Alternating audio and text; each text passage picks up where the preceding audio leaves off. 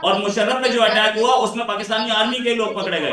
ये वही हफ्ता मदरसा है जो पार्लियामेंट से 3 किलोमीटर दूर है। मैडम जब आप बोल रही थी सब चुप थे ना, तो पार्लियामेंट से सिर्फ 3 किलोमीटर दूर है। यहाँ आर्मी के और सारे आपके जो सिविलियन एडमिनिस्ट्रेशन है उसके आला अफसर आकर के नमाज पढ़ते थे और उनके टेररिस्ट से यही बातचीत होती थी।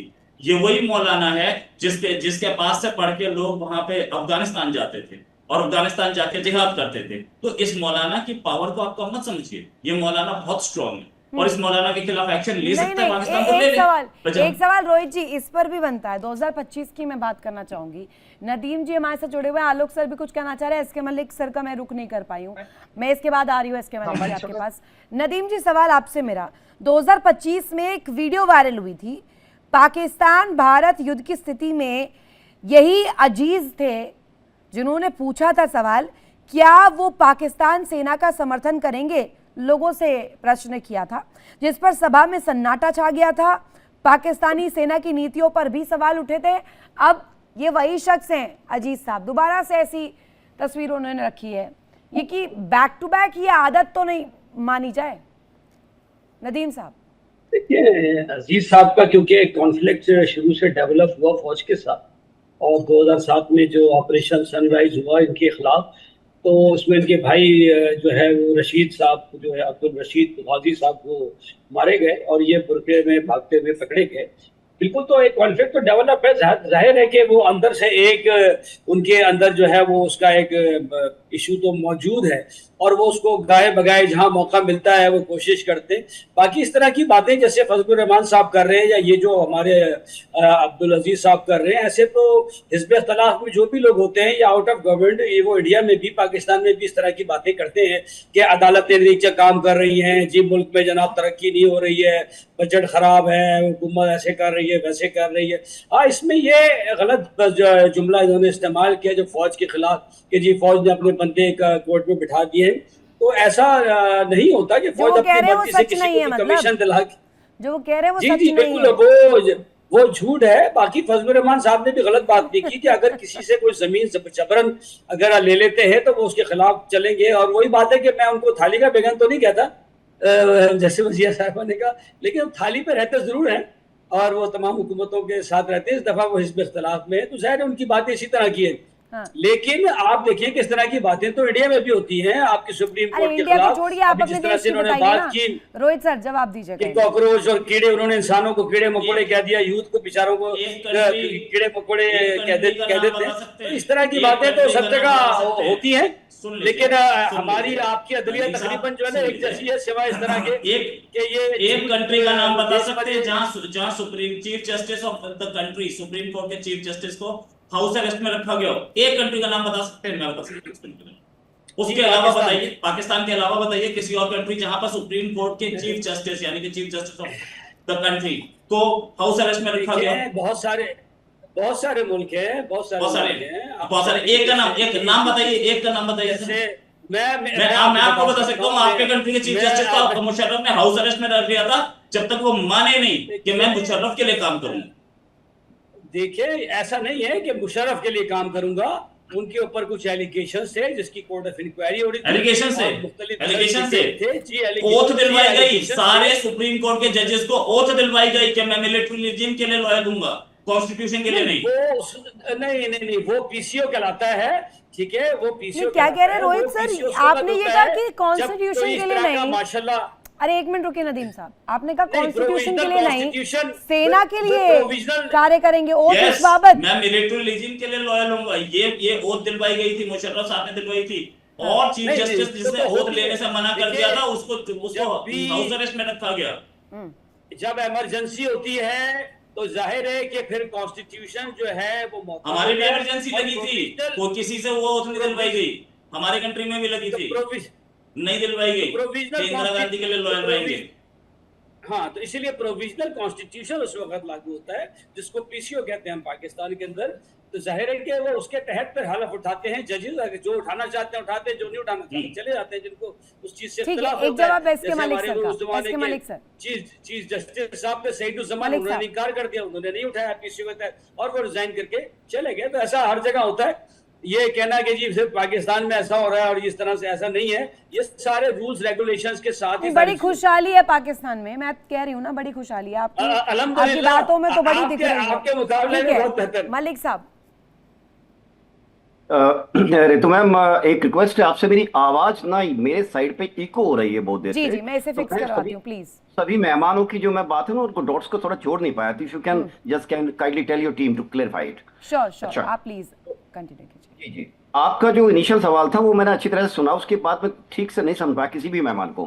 अच्छा, शुरू में आपका ये था कि पाकिस्तान के अंदर जो स्थिति है, मैं उस पर बोलना चाहूंगा थोड़ा सा, क्योंकि मेरे मेहमान, मुझे लग रहा था जितना कुछ वर्ड्स पकड़ सका कि शायद वो माइक्रो पे बात कर रहे थे, इंसिडेंट्स पे बात कर रहे थे। मैं थोड़ा मैक्रो पे बात करना चाहूंगा। रितु सिंह जी, आप कह रही हैं कि पाकिस्तान में क्या तख्ता पलट होगा। देखिए, तख्ता पलट को आप, मैं इस शब्द को ना कह के मैं ये कहूंगा कि जो इन्वेस्टमेंट मुनीर साहब और अमेरिका के बीच में आपस में हुआ है ना, उसके तहत मुनीर साहब वहां के सर्वशक्तिमान 1% उभरेंगे। अब उसको आप तख्ता पलट कह लीजिए, या अमेरिका इस तरह से उसको मोल्ड करेगा कि उनको प्रेसिडेंट की गद्दी पर बैठाएगा। शरीफ साहब एक्सेप्ट करेंगे उसको। जी, इन्वेस्टमेंट किया हुआ है, समझाया हुआ है, डील होके रखी है, it's a matter of time.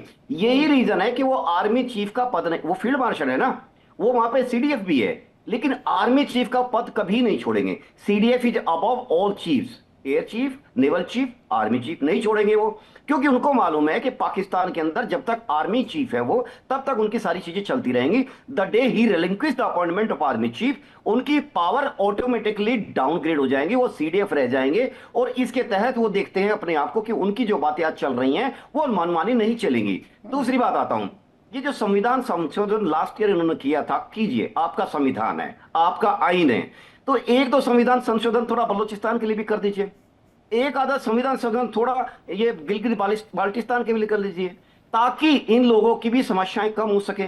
इन लोगों की जो आपको इतना कितने 13,000 मेगावाट उनकी प्रोडक्शन कैपेसिटी है हाइड्रो इलेक्ट्रिक पावर की, मिलता कितना है? 2,000 मेगावाट उनको। मैम देखिए, जब तक आप दो अप्रोच होती है, पहली अप्रोच है कि देखिए मेरे अंदर तो कोई कमी नहीं है ना कोई बीमारी है। अब पहली बात है आप बीमारी को एक्सेप्ट कीजिए, यस है, प्रॉब्लम है, और दूसरी बात है वो बीमारी को एक्सेप्ट करके पिन पॉइंटिंग दवाई लीजिए। पिन पॉइंटिंग दवाई आप नहीं लेते क्योंकि आपने एक डॉक्टर, एक हकीम बैठा रखा है, डॉक्टर नहीं है हकीम बैठा रखा है जो फूंक मार के इलाज करता है, और वो है आपका मुनीर साहब। ठीक है, आप लेते रहिए, आपका देश है, आपका कंट्री है। लेकिन आज जो हालात हो रहे गिलगित पाकिस्तान में, जो हम देख रहे हैं विभिन्न रिलायबल रिसोर्सेज की तरह से जो खबरें आ रही हैं, सच में चिंताजनक है। मुझे लगता था Pakistan is heading for a big trouble, sandwich बन जाएगा पूरा पूरा पंजाब, इधर से सिंध यानी बलूचिस्तान, और इधर से आपका गिलगित बाल्टिस्तान। और जिस तरह से लोगों के, अभी उन्होंने क्या किया है वहां पे, शौकत मीर को उठा के उन्होंने टेररिस्ट घोषित कर दिया। शौकत मीर लोकल पॉपुलेशन के अंदर एक से रखते हैं, अच्छा होता कि उनकी बात को उनको मिला के, उनकी बात सुन के, क्योंकि इनके जो संसद भवन है, उनका जो पार्लियामेंट है, उसके अंदर तो कोई से है नहीं उनकी। तो लोकल पॉपुलेशन की अपनी जो प्रॉब्लम्स है, जो इसी पर जी रितु जी, तो मेरा कहने का मतलब है कि आप जिसको चाहे उसको टेररिस्ट डेजिग्नेट कर देते हैं, और जबकि खुद यही काम कर रहे हैं टेररिस्ट वाले। जी रितु जी। वजिया जी, वो कह रहे हैं कि इतने सालों तक आपने टेररिज्म पर काम नहीं किया, आतंकवाद पर नहीं किया, बहुत सारे अंडरलाइंग इश्यूज थे उस पर काम नहीं किया। अब तो मौलाना की भाषा भी ऐसी सामने आ रही है जिसमें दिवालिया पूरे सिस्टम को, पूरी हुकूमत को बता दिया गया है। आप आज का दिन याद रख लीजिए, इसी मौलाना फजलुर रहमान का बयान जो है ना, चंद दिन बाद आप दोबारा देखिएगा, जब इनको गवर्नमेंट में अपना हिस्सा मिल जाएगा, इलेक्शन के बाद इनकी कोई नई सेटलमेंट हो जाएगी, तो तब इनके बयान आप देख लीजिएगा। और रही बात ये, तो वाकया में टेररिज्म के ऊपर आप ये ना कहें हमने काम नहीं किया, हम सबसे ज्यादा टेररिज्म से अफेक्टेड कंट्री है in the whole world at the moment. आपको पता है कि 2008 के बाद से लेकर आज तक तकरीबन 1 लाख पाकिस्तानी जो है हमारे शहीद हुए टेररिज्म की वजह से। और उसके अंदर आपको पता है कि टेररिज्म में सबसे बड़ा हाथ जो है वो इंडिया का है, इजराइल का है। तभी आपके यहाँ पे मंत्री भी घूमते आतंकियों के साथ, जनाजे में भी आतंकियों के आपके लोग जाते हैं, हुकूमत के लोग जाते हैं। जब तस्वीर आती है उस दौरान नहीं काम तो किया है, काम तो किया है, लेकिन हम तो नहीं जाते। हमने तो जिनको आतंकी करार दे रखा है उनको तो हमने जो कुछ किया है वो आपके सामने, कितने लोगों को मारा गया है, पकड़ा गया है। रोहित जी, सच में काम हुआ है, आतंकियों को हटाया है पाकिस्तान ने, और उसके अंदर आप तो देखिए, अब तो खुल्लम खुला हमारी जो है गवर्नमेंट की तरफ से, पहले तो इतना खुलकर नाम भी नहीं लेते थे कि, लेकिन अब तो हमने पूरा नेक्सस जो है वो ढूंढा हुआ है, हमें पता है कहाँ से क्या हो रहा है, हम उसको पूरा करने की कोशिश कर रहे हैं। हाँ, एक चीज जरूर है, कि बलूचिस्तान है, केपी है, सिंध है, पंजाब है, हमारे पास कुछ इलाके ऐसे हैं जहां पे डेवलपमेंट की बहुत ज्यादा जरूरत है, जैसे भारत में है। अब भारत की पाकिस्तान की जितनी आबादी उतनी आबादी आपकी सड़कों पे रहती है, ठीक है ना। तो हम 25 करोड़ में से हमारे जो है कुछ इलाके हैं जिनको जरूरत है डेवलपमेंट की, और हुकूमतों को, गवर्नमेंट्स को या पूरा फर्ज बनता है कि वो लोगों को उनके राइट्स भी दें, लोगों की तरक्की का, उनकी सेहत का, उनकी एजुकेशन का, उनकी हेल्थ का, ये सारी चीजों का अरेंजमेंट करना हुकूमत की जिम्मेदारी है। और हुकूमतों ने यकीनन थोड़ी बहुत कमी की है, जिसकी वजह से लोगों के अंदर थोड़ा बहुत गुस्सा भी आता है। उनकी जायज जरूरत है, अगर वो पूरी नहीं होती है तो वो गुस्सा तो करेंगे ना। तो उसका मतलब ये नहीं है कि किसी मुल्क को टूटने वाला है। अब भारत के अंदर बहुत लोगों के साथ नाइंसाफी होती है, बांग्लादेश में होती है, अफगानिस्तान में होती है, लेकिन हम ये तो नहीं कहते कि वो मुल्क टूट रहे हैं या पूरी दुनिया में ये तमाशा खड़ा हो गया। इस तरह नहीं होता, बल्कि उनकी चीजों को एड्रेस किया जाना चाहिए। फौज का और ये जो हमारे इदारे हैं, सिक्योरिटी इदारे, इनका काम है ताकत के जरिए आतंकियों को निपटना, लेकिन गवर्नमेंट का काम है कि लोगों के साथ उस तरीके पर चलना जिसके लिए आपको वोट दिए गए। और डेफिनेटली पॉलिटिशियंस का बहुत बड़ा कसूर है, भारत में भी और पाकिस्तान में भी। इस पूरे जनूबी एशिया के खित्ते में अगर हमारे पॉलिटिशियंस, स्पेशली पाकिस्तान और इंडिया के पॉलिटिशियंस अगर अच्छा काम करते तो आज यकीनन दोनों मुल्कों के हालात इंटरनली एक्सटर्नली काफी बेहतर होते और डिफरेंट होते। मैडम, आपकी बात मैंने मान ली। तो आपने 3 पॉइंट्स बहुत मेजर बोले, वो ये कि सबसे बड़ा पाकिस्तान के ऊपर सबसे ज्यादा टेररिज्म का इम्पैक्ट है। अगर मेरे 4 बच्चे हैं और चारों बच्चों को मैं ये 4 बच्चे हैं, मैं चारों को ये सिखाता हूँ कि सुबह सुबह जाके पड़ोसियों के घर पे पत्थर फेंको, उसमें से एक बच्चा जो है वो मेरे ही घर पे पत्थर फेंकना शुरू कर देगा, तो क्या मैं विक्टिम हूँ? ये सोचने वाली बात है। देखिए, आप ही है ना मैडम, टीटीपी स्टार्ट कहाँ हुई? टीटीपी के जितने लोग हैं, टीटीपी को हथियार किसने दिए? टीटीपी स्टार्ट कहाँ हुई? टीटीपी के जितने लोग हैं वो कहाँ के हैं? वो पढ़े हुए कहाँ हैं? उनको इंडोक्ट्रिनेट किसने किया? उनको स्टार्टिंग से किसने दिया कि भाई आप जाकर के अफगानिस्तान में गोली चलाइए और इंडिया में चलाइए? ये सारे के सारे आपके हैं ना। तो आप टेररिस्ट के विक्टिम नहीं है, you are not a victim. वो हिलेरी क्लिंटन का सेंटेंस बिल्कुल अच्छी तरह से आप ही के ऊपर लागू होता है कि अगर आप सांप पालेंगे अपने बैकयार्ड में तो आपको काटेंगे, आज काट रहे हैं तो आप विक्टिम बन गए। ऐसे कैसे होता है मैडम? विक्टिम नहीं बन सकते आप अपने ही लोगों के। मैडम एक सवाल, एक चीज आपकी मैडम, अरे मैडम बोलने तो दीजिए, मैडम सुन तो लीजिए, सुन तो लीजिए। अमेरिका चला गया, मैडम सुन तो लीजिए, अरे मैडम सुन तो लीजिए। आपने बोला कि इंडिया की, पाकिस्तान की जितनी आबादी है उतने लोग इंडिया सड़कों में रहते हैं। आपको पता है 4 स्टेट्स इंडिया की पाकिस्तान की जीडीपी से ज्यादा जीडीपी है। 4 स्टेट्स, मैं पूरे कंट्री की बात ही नहीं कर रहा। 4 स्टेट्स की, यूपी है, महाराष्ट्र है, गुजरात है, इनकी जीडीपी उनकी तो पॉपुलेशन आपसे ज्यादा नहीं है ना मैडम। क्या गुजरात की पॉपुलेशन, महाराष्ट्र की पॉपुलेशन आपसे ज्यादा है? नहीं है। उनकी जीडीपी आपसे ज्यादा है, ठीक है। तो ये कहानी आप मुझे मत समझिए। सड़कों पे रहते हैं, आपने आके देखा है कितने रहते हैं सड़कों पे? प्राइम मिनिस्टर, प्रधानमंत्री की तरफ से जो मकान मिल रहे हैं बहुत सारे लोग। ये सब आप वहां बैठ के झूठ बोलते हैं, हम सुनेंगे नहीं झूठ को, सच में ये है, ठीक है ना। आप आपने ये बोला कि फौज का काम क्या है? फौज का काम है दहशतगर्दी से लड़ना। फौज का काम ये है, फौज का काम ये है, तो लड़े क्यों नहीं?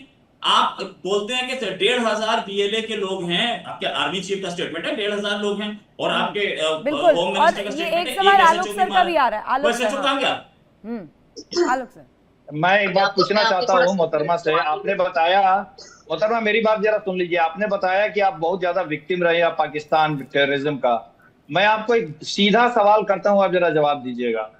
मुरीद के पर जब अटैक हुआ था तो वहां पे जनाजे में ग्लोबली डिक्लेयर्ड टेररिस्ट हाफिज अब्दुल राउफ जनाजे में शरीक था, और उसके साथ पाकिस्तानी जनरल और सीनियर मिलिट्री ऑफिसर जनाजे में शामिल थे, including lieutenant general Faiyaz Hussain Shah.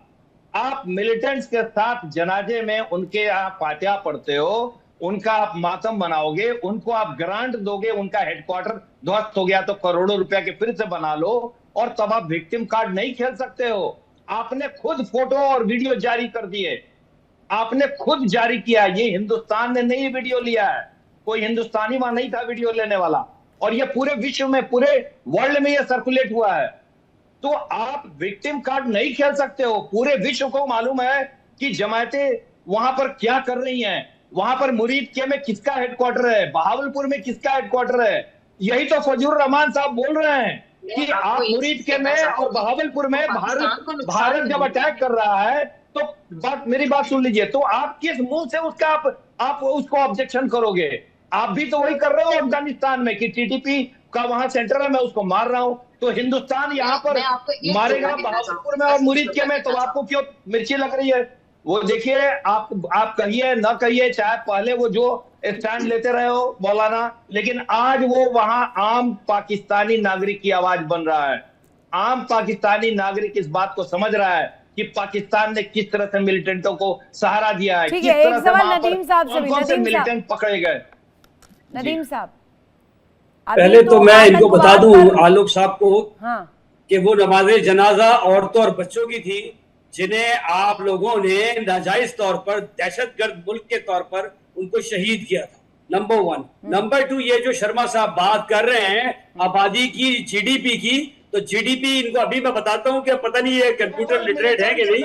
अगर ये अभी गूगल कर लें, तो उनको पता चल जाएगा कि इंडिया की जीडीपी पर कैपिटा में इंडिया 171वें नंबर पे है दुनिया में। पाकिस्तान के साथ इंडिया की जीडीपी का मुकाबला करें। आप लोग जो जीडीपी बता रहे हैं वो जीडीपी नॉमिनल है। GDP nominal is not the correct.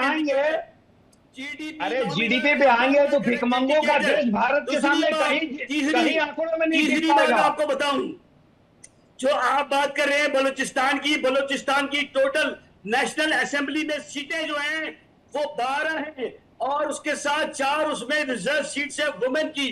Total मिला के माइनॉरिटीज वगैरह के मिला के बलूचिस्तान की सीटें टोटल बनती है 30, जबकि हमारी टोटल नेशनल असेंबली की सीटें हैं जबल 36, 336, इसमें से भी नदीम साहब, एरिया की सीटें नदीम साहब एरिया की सीटें हैं टोटल 6 सीटें हैं ग्लोबल टेररिस्ट के साथ पार्टियां पड़ेंगी। आलोक साहब, अरे एक एक करके आलोक साहब रुक जाइएगा एक मिनट। रोहित जी जरा मुझे सीट में कहाँ चले गए? मुझे बोलने तो दे, मुझे बात कर रहा हूँ कि ग्लोबल टेररिस्ट के साथ आपके अफसरान कैसे फातिया पढ़ रहे हैं, मैं ये पूछ रहा हूँ। जवाब दे रहा हूँ। ठीक है रोहित जी, आपको उसी का जवाब दे रहा हूँ, आप मुझे बोलने तो दें। आपने तो जो है हमारी आप तो जीडीपी पे चले गए। अरे वो कर क्या रहे थे बता तो दो। आपको एक सवाल का जवाब दे रहा हूँ। आपको पहले एक सवाल का जवाब आप, बस एक ही सवाल है, आपके लोग कर क्या रहे? और तो बच्चों की इबादत पढ़ रहे थे। नंबर 2, आपको जीडीपी का क्यों पढ़ रहे थे?